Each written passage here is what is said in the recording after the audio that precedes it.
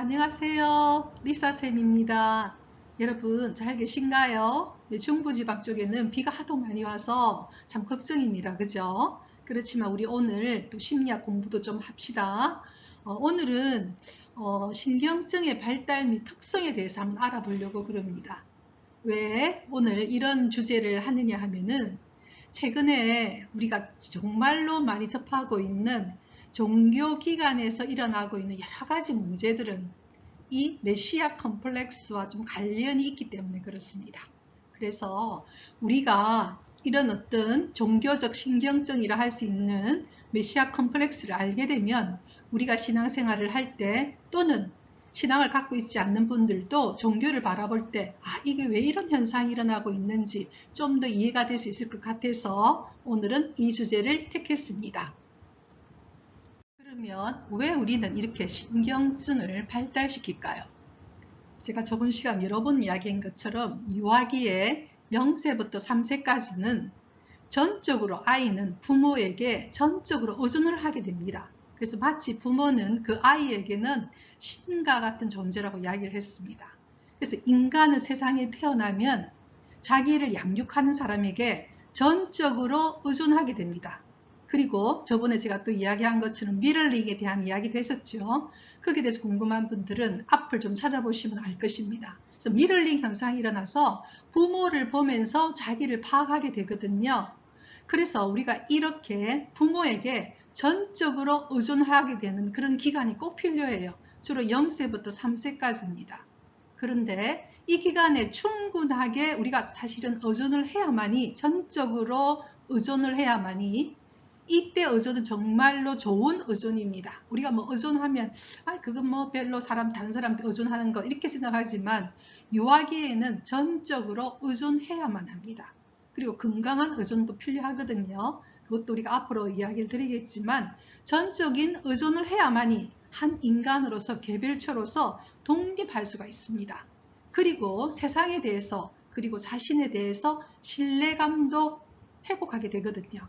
그런데 이것이 만약에 제가 이야기한 것처럼 부모는 그런 뜻이 아니지만 아이가 그것을 잘못 판독을 해서 자기 존재 자체를 규명하거나 혹은 자신의 감정을 표현하지 못하는 그런 환경이라든지 그런 경우에는 결국은 방어 기제로서 억압할 수밖에 없죠. 두 번째 나오죠. 이렇게 억압한다는 것은 마치 풍선을 쭉 누르고 있는 거죠. 그러다 보면은 자기 안에는 사실은 굉장히 뭐가 나타날 수 있느냐, 불안이 일어날 수 있어요. 왜 불안이 일어날 수 있냐면요. 사실은 그런 것에 대해서 한 유기체로서는 굉장히 불편하죠. 그래서 좀 더 짜증도 나고 분노가 일어나요. 근데 그런 자신의 심정을 말을 못하다 보니까 그것이 하나의 불안으로 또는 그 불안 밑에는 적대감이 있을 수도 있고 또는 그 밑에는 굉장히 우울함도 자리 잡을 수가 있어요. 그래서 이렇게 됩니다. 그러니까 이렇게 자아가 내적으로 어떻게 보면은 한 인간 존재로서 자기 개별체적인 그런 어떤 걸 못하다 보니까 내적으로 상당히 허약해요. 자기가 누구인지도 모르고 자기 감정이 무엇인지도 모르고. 그래서 여러분 모든 사람이 자기 감정을 잘 아는 건 아니에요. 자기 자신을 잘 모르면 자기가 어떤 감정인지 잘 모를 수가 있어요. 그리고 뭘 원하는지도 모를 수가 있답니다. 그래서 이런 내적 허약감은 결과적으로 거짓자를 만들 수가 있다고 했죠. 그래서 거짓자에 대해서 또 여러분 공부하고 싶은 분들은 바로 이 앞에 5번째 영상을 보면 여러분 좀 알 수 있습니다. 이런 거짓자가 발달되게 되면요. 결과적으로 강박적으로 힘이나 권력이나 명예나 부나 미모 이런 것들을 강박적으로 추구합니다. 왜냐하면 힘이나 권력이나 명예나 부나 미모는 세상이 보기에 다른 사람들이 끝으로 보기에 다 좋아 보이는 것이니까. 그래서 거짓자가 가지고 있는 가장 큰 특색은 그럴듯하게 보이는 거예요. 다른 사람에게 보이는 자아가 너무나 중요한 것이죠. 그래서 이것을 강박적으로 추구하게 됩니다. 그런데 제가 이야기하겠지만은 종교도 힘입니다. 파워입니다. 그래서 이 분야에서도 이렇게 거짓자가 발달된 사람들이 힘을 추구할 수가 있게 되는 것이죠. 자, 그래서 우리는 그것에 대해서 지금부터 또 공부를 하도록 하겠습니다. 지금까지 제 강의가 마음에 드신다면 구독 조금 눌러주시면 어떨까요? 그리고 좋아요. 왜냐하면 제가 지금 처음 이제 유튜브를 시작하니까 그렇게 여러분들이 해주시면 제가 참 힘이 날 것 같아요. 그래서 여러분들이 제 지금까지 강의가 마음에 드신다면은 구독하기 그리고 좋아요 표시를 해주신다면 제가 참 힘이 날 것 같아서 부탁드립니다. 자, 그러면 이 메시아 컴플렉스는 처음 누가 발견했냐 하면요. 미국의 아주 유명한 심리학자, 그럼 중간에는 뭐죠? 롤로 메이라고 하는 심리학자가 발견하게 됩니다. 그래서 이분은 롤로 메이는 자기에게 찾아오는 많은 성직자들을 상담하면서 그들이 갖고 있는 어떤 특성이 있다는 걸 알게 됩니다. 한마디로 종교적인 어떤 신경증이 좀 있는 거예요. 그래서 그것이 어떤 특성이 있는지를 찾아보니까 먼저 첫 번째, 이런 보이죠? 굉장히 열심히 하고 성실해요. 그런데 너무나 그 사람 안에 긴장이 심한 겁니다. 왜 긴장이 심하느냐 하면 조금 전에 이야기했죠. 한마디로 자기 안에서 진정한 참자가 아니라 거짓자의 형태이기 때문에 굉장히 강박적으로 추구하게 됩니다. 그러니까 어떤 것을 강박적으로 하게 되면은 긴장감이 클 수밖에 없습니다. 첫 번째 그 이유였고요. 두 번째는 이분들은 그 일을 너무나 소중하게 생각하니까 다른 관계된 취미가 거의 없는 거예요. 오로지 이분들이 읽는 것은 영적 독서, 그 외에 아무것도 다른 세상에 대해서는 열려있지 않는 겁니다. 그런데 여러분 솔직히요. 하느님은 이 아름다운 우주를 만드셨고 아름다운 음악과 아름다운 그림과 세상에 정말로 아름다운 것들을 많이 주셨어요. 하느님을 보는 것은 꼭 종교, 우리가 말하는 저는 이게 종교라기보다는 하나의 상황 속에 하느님 계시진 않아요. 하느님 이 아름다운 우주 전체를 만드시면서 보시니 좋더라. 이렇게 말했거든요. 예. 그래서 저는 그림을 그리게 된 계기도 정말 이 세상을 보니까 감동받는 순간이 참 많았어요. 어떤 날, 지금 여러분 이 그림도 제가 어느 날 하늘을 바라봤는데 초승달이 노란색 초승달이 탁 떠가 있는데 그 산 위에 너무나 이쁜 거예요. 그래서 이것을 그림을 그린 거거든요. 그러니까 저는 이게 하느님을 반영한다고 생각을 해서 그런 제 안에 오는 감동을 표현한 겁니다. 그래서 이분들은 본직과 관계없는 취미는 별로 없다. 이런 특성이 있는 거예요. 그 다음에 세 번째는 세세한 일에도 굉장히 완벽주의적 성격을 나타냅니다. 어떤 경우에는 우리가 뭔가를 완벽하게 퍼펙트하게 하지만 세세한 것들은 그렇게 할 필요가 없는데도 꼭 그렇게 하려고 해요. 제가 경험한 어떤 분은 그분도 성직자이신데 제가 상담 쪽에 제가 봉사를 하고 여러 가지 일을 하러 가면 그분은 어떤 날 뭔가를 할 때 딱 이렇게 책상 위도 뭔가 순서대로 딱딱 이렇게 안 돼 있으면 굉장히 불안해 하시는 걸 제가 본 적이 있어요. 예, 이게 나타나는 겁니다.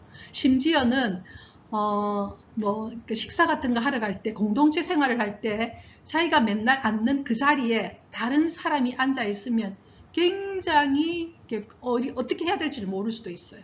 예, 그게 하나의, 뭐랄까, 세세한 일에 대해서 약간 강박적이 있는 거죠. 저 자리는 내가 앉아야 되는 자리인데 다른 사람이 앉아 있으면 어떻게 해야 될지 모르는 거예요. 그래서 어떤 날, 그러니까 제가 저번 시간에 그런 이야기를 했습니다. 스폰테니어스한, 어린아이가 갖고 있는 단순함, 자발적, 인간이 살아있는 그런 모습이라기보다는 약간의 갇혀있는, 경직된 그런 모습을 보일 수 있습니다. 그다음 네 번째는 도덕적인 영역이기 때문에 다른 사람보다 내가 우위에 있다.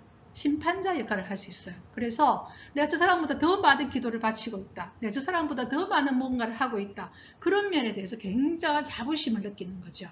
그래서 그것으로 그러지 않는 사람들을 심판할 수 있는, 예. 그래서 우리가 성경에서도 보면 바리사이 바 있지 않습니까? 율법에는 굉장히 도통하지만 율법의 진정한 정신, 핵심인 사랑과 자비는 모른다는 거죠. 그러니까 한마디로 핵심은 모르고 껍데기만 알게 되는 거예요. 예. 그러니까 그런 현상이 드러나는 거죠. 그리고 성인 같은 경우에는 성적인 적응을 좀 잘 못합니다. 그래서 우리가 청소년들을 상담할 때는 그 학생이 사람들과 관계에서 문제가 있는가 하는 것을 알아보기 위해서는 친구 관계를 알아보면 좀 알 수가 있어요. 예. 그런데 성인인 경우에는 성적인 적응을 좀 잘 못할 수가 있습니다. 성적인 적응은 무분별한 성적인 관계를 가질 수도 있고, 그 다음에 성적인 적응 자체를 정말로 할 줄 못하는 그런 것도 있어요. 하지만 어떤 경우에는 성적인 것을 결단을 해서 안 하는 경우도 있습니다. 그걸 오해하시면 안 됩니다. 저희 가톨릭 같은 경우에는 우리 그 사제들이나 그다음에 수녀님이나 신부님들은 성적인 결단을 하는 거죠. 그건 성적인 적응을 잘 못한다가 아니라 내가 이 일을 하지 않겠다. 왜? 나는 이보다 더 큰 일에 내 자신을 헌신하겠다. 그런 의미하고는 좀 다른 것입니다. 그래서 그 6번째는 하찮은 일에 굉장히 걱정을 많이 하죠. 근데 예수님이 끊임없이 말했잖아요. 걱정하지 마라. 신앙은 그분을 믿는 거거든요. 그런데 하찮은 일에 굉장히 걱정이 많은 거예요. 그런데 이런 어떤 우리가 메시아 컴플렉스, 이제 종교적 신경증은 그때부터 이 이론이 우리 어떤 종교계만 있지 않다는 사실을 알게 됩니다. 그게 바로 여러분 오른쪽에 있는 co-dependent relationship. 굉장히 의존적인 관계예요. 특히 우리가 말하는 로맨틱한 커플들 사이에. 그러니까 로맨틱한 커플들 사이에 왜 저런 일이 생기지? 이런 일이 생길 수 있습니다. 한 사람이 다른 사람을 구원하고자 하는 것이죠. 여러분 있잖아요. 사람 대 사람의 관계는 한 사람이 다른 사람을 구원할 수가 없어요. 인간은요. 각자가 자기의 것을 결정해 가야 돼요. 자기가 자기 것을 결국은 책임지는 겁니다. 부모도 자녀를 책임지는 건 아니에요. 물론 사랑은 책임진다고 하지, 밑에 사랑이 책임진다는 개념은 내가 그 사람 삶을 사는 건 아닌 거예요. 그 사람이 그 삶을 살도록 옆에서 격려해주고 그 다음에 도와주는 것, 그걸 책임지는 것이지 내가 그 사람 삶을 사는 건 아니에요. 그걸 착각하시면 안 돼요. 그건 사랑이 아닙니다. 왜냐하면 그 나이에 맞게 그것을 할 수 있게 도와주는 것, 그리고 상대가 성장해 가도록 도와주는 것, 그것이 사랑이거든요. 그런데 co-dependent relationship, 이런 관계에서는 상대가 충분히 그 능력을 발휘할 수 있는데도 그걸 하지 못하게 그 사람이 나한테 전적으로 의존하게 만드는 그런 관계가 될 수가 있습니다. 그래서 이거는 너무나 중요하고, 저도 제 주위에 보면은 이 일로 가정 안에서도 굉장히 많은 문제를 갖고 있는 분들을 참 많이 보거든요. 그래서 이것은 제가 다음에 좀 더 깊이 있게 다루도록 하겠습니다. 그래서 이제 이 문제를 조금 더 이야기를 깊게 들어가 보면요. 한 가지는 좀 요즘에 이거는 더 중요하기 때문에 성적인 적응에 대한 이야기를 좀 하겠습니다. 여러분 왜 있잖아요. 성적인 적응을 보면 그 사람의 어떤 그 성숙도를 좀 알 수가 있습니다. 특히 성인 경우에는 아까 아이 같은 우리가 청소년 같은 경우에는 어떤 친구 관계라고 하지만 어른 같은 경우에 성적인 적응은 굉장히 그 관계를 보면 그 사람의 성숙도를 좀 알 수 있어요. 왜냐하면 여러분 성적인 관계는요. 자신을 발가벗기는 관계잖아요. 육체적으로. 그래서 정말로 성숙한 사람들은 자기 자신의 육체만 발가벗는 것이 아니라 정말 깊은 사랑의 관계에서는 자신의 모든 솔직한 감정, 자기가 누군가 하는 것, 그런 것을 이렇게 보여주는 것. 그게 자기 안의 내면까지도 이렇게 벗으면서 함께 해가기 때문에 거기에서 오는 굉장한 기쁨이 있어요. 제가 저번 시간에도 이야기한 것처럼 그 진짜로 살아가게 되면 굉장히 외롭게 됩니다. 왜냐하면 겉으로는 자기가 모든 걸 다 이렇게 만들어냈지만 속에서는 그게 진짜 자기가 아니거든요. 아무리 외부에서 칭찬을 하더라도 그건 자신의 모습이 아닙니다. 그래서 참자의 모습은 저번 시간에 이야기한 것처럼 vulnerable, 상처 입기 쉬운 것, 그게 참자의 모습이에요. 그게 인간인 것입니다. 그래서 그 이야기를 한번 드리고 싶고요. 롤로 메이가 이런 이야기를 했어요. 종교가 인류와의 관계를 강화하지 않고 인류로부터 인간을 떼어놓을 때 그것은 신경적적 종교이다. 제가 지금 여러분 이 이야기를 하니까 생각나는 종교가 있으시죠? 최근에 우리 사회에서 큰 문제가 됐던 종교 아시죠? 인류와의 관계를 강화하지 않고 인류로부터, 가까이 말하면 사회로부터 그 인간을 떼어놓을 때 그거는 신경적인 종교입니다. 다음 두 번째, 종교가 용기보다 소심함에 호소할 때 사람을 강박적으로 만드는 거죠. 진정한 종교는 한 인간을 정말 멋지게 만들어요. 용기 있게 투신하게 합니다.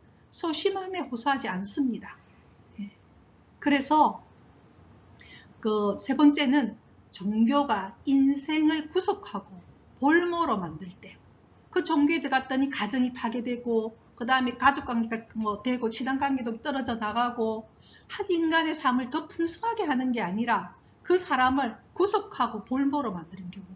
여러분, 저는 참 안타까운 게 우리 기독교라 하면 뭐 저도 가톨릭이지만 다 예수님을 믿는 사람들 다 그리스도인이거든요. 근데 기독교에서의 많은 형태 중에 하나가 어떤 경우에는 참 문제를 많이 막 일으켜요. 어떤 사람을 뭐 끝까지 영적인 뭐가 들었다 해서 사람들 때리지 않아 뭘 하지 아니하나, 참 여러 가지 우리가 보면은 그 종교를 우리가 사람들이 딱 바라보면은 저 종교는 정말 아름답다, 한쪽에는 성스럽다, 참되다, 이런 느낌이 오는 게 아니라 뭔가 모르게 저건 아닌데 이런 느낌을 주는 거예요. 그거는 그 종교가 지금 추구하고 있는 것이 아주 신경적 적이라는 겁니다. 병이 들었다는 이야기예요. 그래서 제가 사실은 오늘 이걸 하게 된 이유도 이 이야기를 좀 드리고 싶어서 했습니다. 자, 그러면 지금부터 예수님은 뭐라고 말씀하시는지 요한복음 8장 32절을 보도록 하겠습니다. Then you will know the truth. 자, 그러면 너가 뭘 알게 되면 the truth, 진리, 진실, 진리를 알게 될 때 and 그리고 the truth, 그 진리가 will set you free. 동사가 set이죠. 너를 어떤 상태로 만들게 되느냐? free한 상태로. 너를 자유를 추구할 수 있게 만들 것이다. 다른 말로 말하면 진리가 너를 자유롭게 할 것이다. 어떤 대학에는 대부분이 진리가 너를 자유롭게 할 것이다. 이것이 하나의 중요한 그 학교의 교명 같은 경우가 될 수도 있어요. 참 많이 말하죠. 진리가 너를 자유롭게 할 것이다. 예, 하느님이 우리한테 주시고 싶어하는 것은요, 자유입니다. 여러분 지금 옆에 밤하늘의 이 아름다운 별들을 보십시오. 하느님은 우리가 정말로 한 인간으로서 충만하고, 그로서 정말 용기를 가지고, 정말 다른 일에 대해서는 컴패션, 연민을 가지고 있으며, 그리고 자신의 삶을 감사하고 정말 자유롭게, 예, 사람과의 관계에서도 굉장히 아주 뭐랄까 친밀감 있는 관계를 하면서 행복하게 자유롭게 살기를 바라거든요. 그것이 바로 진리입니다. 진리가 너를 자유롭게 할 것이다. 너는 that you will know the truth. 너가 the truth, 진리를 알게 될 때 and the truth, 그 진리가 will set you free. 너를 자유롭게 할 것이다. 자, 그러면 여러분 행복한 날들 되시기를 바랍니다.